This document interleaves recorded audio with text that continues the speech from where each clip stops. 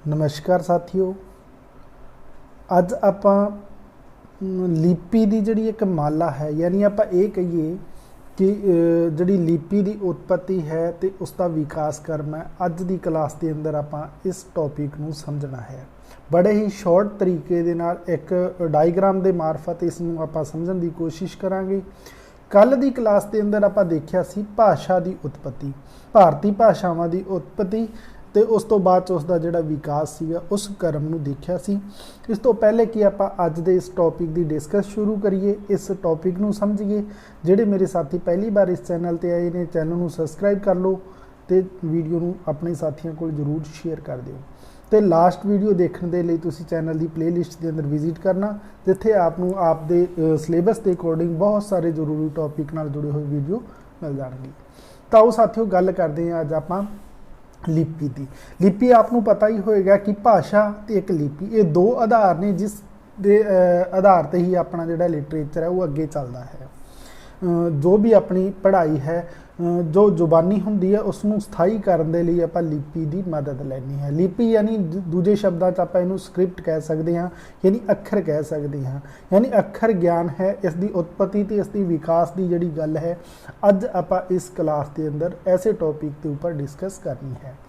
जो आप किसी भी लिपि की गल करते हैं, चाहे वह पंजाबी की जिहड़ी लिपि ढुकवीं है गुरमुखी उसकी गल लै लीए, या फिर हिंदी की जिहड़ी लिपि है वो देवनागरी की गल लै लीए, या किसी भारतीय जिहड़ा देश है इसके अंदर बहुत सारिया भाषावां बोलियां जांदियां ने तो उस लई वख-वख लिपियां भी निर्धारित ने, क्योंकि एक भाषा नूं लिखण दे लई जो स्क्रिप्ट हुंदी है वो उसकी लिपि हुंदी है।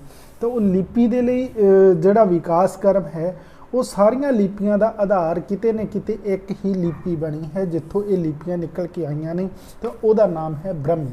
या फिर ये प्रश्न अनेकों बार एग्जाम के अंदर पूछा जाता है कि जिहड़ी पुरातन लिपि है जिहड़ी वो किहड़ी है, या फिर ये लिपि किस लिपि चों निकल के आई है, आपां सीधा सीधा उसनूं कह दिंदे हां ब्रह्मी लिपि। तो ब्रह्मी लिपि सी जिथों आपां ये लिपि का जिहड़ा आपां विकास क्रम है वो शुरू करते हैं। तो पहली जिहड़ी लिपि है वो अपने कोले आ जाती है ब्रह्मी। तो ब्रह्मी के अंदरों कई लिपियां निकलियां, यानी कुछ मूल जिहड़े उसके अंदर शब्द लैके या कुछ उसके अंदर बिगाड़ पा के या कुछ चेंजेस के नाल फिर लिपियां दूसरियां बनियां, जिहदे अंदर शारदा, नागर, कुटिल, तेलुगू ते कन्नड़ यह कुछ लिपियां सी जिहड़ियां ब्रह्मी के अंदरों निकलियां सी। यानी जिहड़ी पुरातन लिपि है साडी वो किहड़ी है, ब्रह्मी लिपि है। देखो लिपि ते भाषा अलग अलग टॉपिक ने, बहुत सारे स्टूडेंट कई बार कन्फ्यूज होकर इसके अंदर क्वेश्चन नूं हल्के च लैके हल कर जाते हैं। भाषा है जिहड़ी वो साडे बोलण दा साधन हुंदी है। भाषा जिवें कि आपां एग्जाम के उदाहरण के तौर पर जे देखिए, हिंदी भाषा के लिए जिहड़ी लिपि है वो देवनागरी है।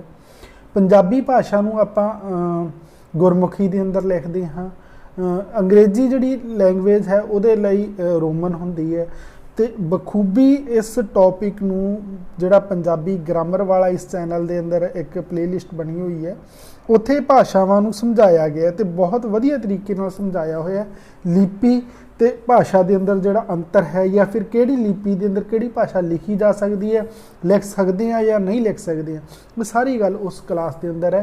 तुसीं चैनल की प्लेलिस्ट के अंदर विजिट करके वो वीडियो देख लेना जेकर इस चीज़ नूं यानी लिपि ते भाषा नूं पूरे तरीके नाल समझना चाहुंदे हो। अज की क्लास के अंदर आपां इस ब्रह्मी लिपि तो लैके जिहड़ी गुरमुखी लिपि तक का क्रम है उसे नूं ही समझना है आपां। तो देखो ब्रह्मी लिपि सी जिहड़ी साडी वो पहली लिपि सी जिथों ये लिपियां निकलियां, बाकी लिपियां निकलियां तो हौली हौली विकास क्रम के अंदर गुरमुखी तक पहुँचियां। तो ये अंदरों 5 सी, जिवें कि शारदा, नागर, कुटिल, तेलुगू ते कन्नड़। कन्नड़ तो पता चल ही रहा होगा, तेलुगू तो भी पता चल रहा होगा। यह असी कहने हैं कि भारतीय जिहड़ा भाषा परिवार है उसे नाल जुड़ियां हुई लिपियां ने। कुटिल का भी पता होएगा, नागर का भी पता होएगा, क्योंकि बहुत सारे नाम ने जिहड़े वो साडे इलाकिਆਂ के नाम के उपर ही आधारित होंदे ने। हुण जिहड़ी पहली जिहड़ी साडे कोले लिपि आ जाती है वो आ जाती है साडे कोले शारदा आ जाती है। किहड़ी है? शारदा। हुण शारदा के अंदरों किहड़ियां लिपियां सी जिहड़ियां सामने आईयां, वो टाकरी आ गई। टाकरी का पंजाबी के अंदर नाम लिया जाता है कई जगह। लंडे, लंडे की जिहड़ी पहले पंजाबी के लिए आपां लंडियां के अंदर भी लिखते रहे हैं। डोगरी आपनूं पता होएगा, डोगरी एक भाषा भी है। तो इसकी लिपि भी है। चंबियाली, चंबे के इलाके के अंदर वरती जाने वाली। सिरमौरी, जैनसारी, कोछी, कुल्लू, कष्टवारी, मुल्तानी, ये कुछ लिपियां सी जो शारदा के अंदरों निकलियां।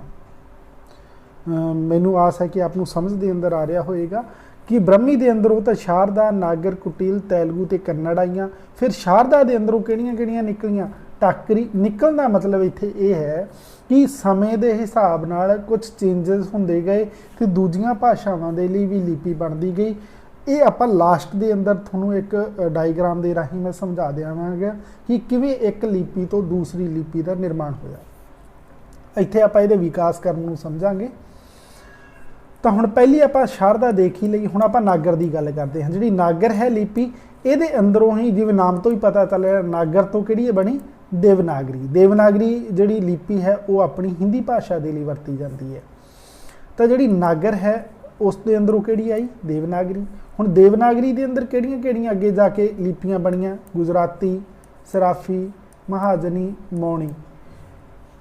ये तो कुछ देवनागरी नाल जुड़ियां हुई लिपियां सन। फिर उस तो बाद जिहड़ी आ गई वो आ गई कुटिल। कुटिल का आपको पता होएगा, जो आप इतिहास पढ़ते हैं तो इतिहास के अंदर इस दे बारे चर्चा की जाती है। कुटिल के बारे इस दे अंदरों जिवें कि बिहारी आ जाती है, मैथैली आ जाती है, बंगाली आ जाती है, असामी आ जाती है, उड़िया आ जाती है। ये भाषावां लिखण के आधार होंदे ने जिहड़े कि इस स्क्रिप्ट के मार्फत ही बनते हैं, यानी इसे दे आधार ते ही ये जिहड़ियां भाषावां ने वो लिखियां जांदियां ने। फिर इस तो बाद जिहड़ी अपने कोले बिहारी आ जाती है उस दे नाल जुड़ियां हुई कुछ आ जांदियां ने। बिहारी दे नाल आ जांदियां ने जिवें कि त्रिहुती कैथी आ जाती है, भोजपुरी कैथी आ जाती है, मगरी कैथी आ जाती है। ये बिहारी दे नाल जुड़ियां हुई एक अगे विकास क्रम के अंदर भाषा ते उस दे लई लिपियां ने। ते जिहड़ी उड़िया है उहदे लई भी आ जांदियां ने। उड़िया दे लई आ जाती है ब्रह्मी उड़िया, करनी उड़िया, गोलाकार उड़िया ते मणिपुरी उड़िया। हुण देखो इस डायग्राम नूं तां आपां देख लिया ते इस नूं ज़्यादातर पूरे नूं याद करने की किते कोई ज़रूरत नहीं है। जेकर तुसी पंजाबी सबजैक्ट की तैयारी कर रहे हो तो ये पूरा तो सिर्फ समझण दे लई है। थोड़े क्वेश्चन कितों पूछे जाएंगे वो सिर्फ जिहड़ी थोड़ी भाषा है उसे दे क्रम चों पूछे जाएंगे, ये बाकी दे अंदरों नहीं पूछे जाएंगे। ये 100% क्लीयर है, इत्थे कोई कन्फ्यूजन नहीं है। सिर्फ सानू समझना हुंदा है कि किवें गुरमुखी लिपि सी जिहड़ी वो साडे तक पहुंची। हुण गुरमुखी किवें पहुंची आपां शुरू दे अंदर पढ़ के आए हैं ब्रह्मी। ब्रह्मी दे अंदरों दो निकलियां सी, एक सी शारदा ते दूसरी किहड़ी सी? नागर। ये आपां उपर पढ़ के आए हैं। इन्हां तो अगे चल के कुछ होर भी बणियां। हुण जिहड़ी शारदा सी ते दूसरी जिहड़ी नागर सी, इन्हां दे संयोग नाल यानी इन्हां दे दोनां तो जिहड़ी लिपि बनी सी जिहड़ी उहदा नाम सी अर्धनागरी। यानी इन्हां दा जिहड़ा आधार है वो किहड़ी सी? वो सी ब्रह्मी। आपां उपर पढ़ के भी आए हैं। या फिर ये कहिए कि ब्रह्मी लिपि है जिहड़ी सब लिपियां दा आधार है, या ये कहिए कि ब्रह्मी लिपि के अंदरों ही बाकी लिपियां निकलियां ने। आपां ये क्वेश्चन इन्हें एक बार पूछा भी जाता है तो पता भी होना चाहिए। ये हाहा है, इसनूं हाहा समझ लेना। तो ब्रह्मी के अंदरों किहड़ी आई? शारदा। ते शारदा ते दूसरी किहड़ी आई? नागर। शारदा ते नागर के संयोग नाल किहड़ी बनी? अर्धनागरी। अर्धनागरी तो फिर अगे चल के किहड़ी बनी? गुरमुखी लिपि बनी।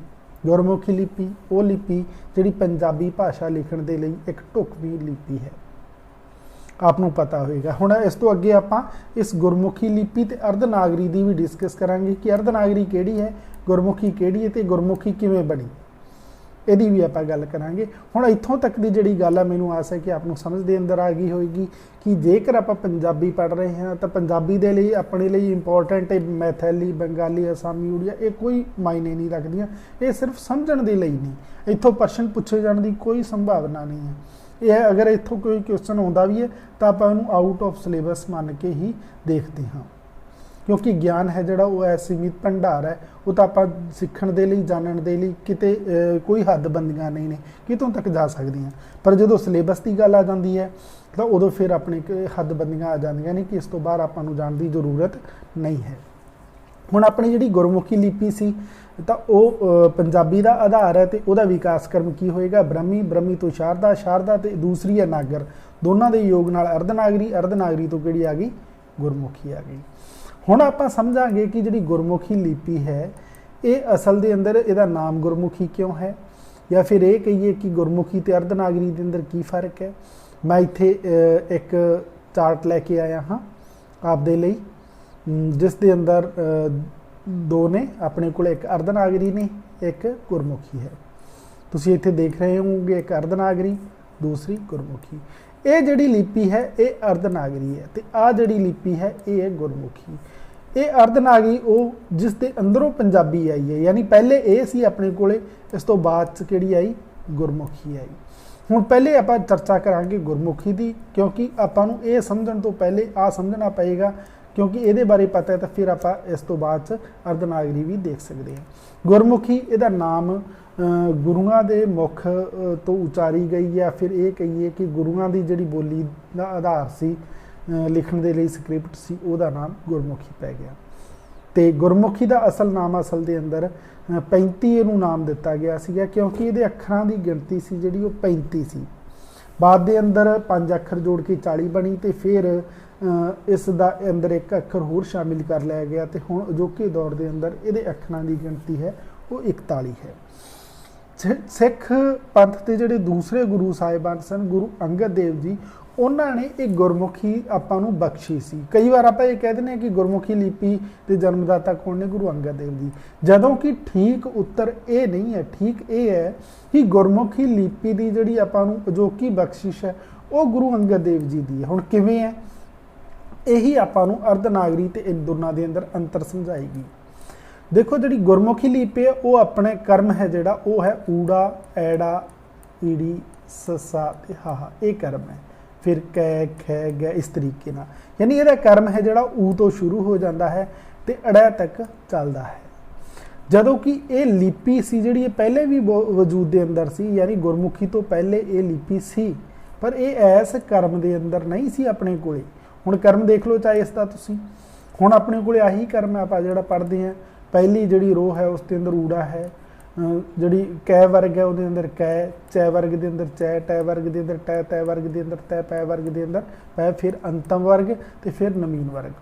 पर अर्धनागरी सी उहदा कर्म कुछ अलग सीगा, उहदे अंदर पहला अखर सै सी। देखो ये सै ते ये वाला सै बिल्कुल सेम है। फर्क की है, कर्म का फर्क है।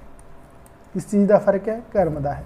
फिर ई सी ओ सी ई सी, फिर ऐसे तरीके नाल कै खै गै इस तरीके नाल सी। देखो जिहड़ा ये कर्म सी, हुण इत्थे कै चै टै तै पै, पर इत्थे किते भी देख लो तुसीं जिहड़ा इहदा कर्म है जिहड़ा ढुकमा, इस दा 5वां अखर है जिहड़ा यह चै वर्ग का 5वां अखर लै लिया गया, जदों कि अपने कोल यह 2 नवे अखर सामने आ गए।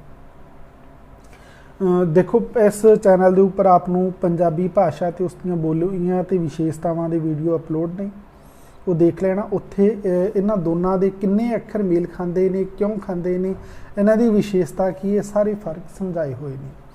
पर इत्थे आपां सिर्फ इस दे अंतर नूं मात्र समझना है, इसलिए आपां नूं पता चलता है कि जिहड़ी गुरमुखी लिपि की अजोकी तरतीब है ये गुरु अंगद देव जी ने बख्शी सी। गुरु अंगद देव जी की लिपि का आधार से, इसलिए इसका नाम गुरमुखी पिया। ये अंदर 35 अखर ने। अर्धनागरी का जिहड़ा पहला अखर है वह सै है, तो जदों कि अजोकी अपनी गुरमुखी है वह पहला अखर है जिहड़ा ऊड़ा है। मैनूं आस है कि अज की इस क्लास के अंदर आपनूं ये गल वधिया तरीके नाल समझ आ गई होएगी कि एक पासे भाषा ते भाषा नूं लिखण दे लई, दूसरी है लिपि, ते लिपियां दे अंदर गुरमुखी लिपि है जिहड़ी वो अपनी ब्रह्मी, ब्रह्मी तो बाद शारदा ते नागर, नागर तो बाद यह दोनों का जिहड़ा मेल दे नाल एक अर्धनागरी लिपि, अर्धनागरी तो बाद यह जिहड़ी गुरमुखी लिपि बनी। तो इस विकास क्रम नूं आपां समझ के प्रीख्या हाल दे अंदर बैठ के इस टॉपिक नूं बहुत वधिया तरीके नाल हल कर सकते हैं। ऐसे आस दे नाल कि ये क्लास किदां दी लगी कमेंट राਹੀਂ जरूर दस के जाना। वधिया लगी लाइक कर देना, प्यारा जिहा कमेंट देना ना भुलना। अगली क्लास के अंदर पंजाबी नाल जुड़िया होया एक रोचक टॉपिक लैके फिर तो हाजिर होवांगा। तो आपदे इस चैनल के उपर लगातार पंजाब जी के, राजस्थान सूबे की फस्ट ग्रेड सैकेंड ग्रेड के टॉपिक ते नाल ही नाल जिहड़ा रीट PS टैट या सी टैट के जिहड़े प्रैक्टिस पेपर ने वो भी सॉल्व करवाए जा रहे हैं। तुसी पंजाबी या पंजाब दे नाल जुड़िया होया कोई भी तैयारी कर रहे हो, एग्जाम के अंदर जुटे हुए हो तैयारी के अंदर, तो ये चैनल आपके लिए इंपॉर्टेंट है। इसनूं सबसक्राइब करना ना भुलना। मिलते हैं अगली क्लास के अंदर, उदों तक के लिए थैंक यू।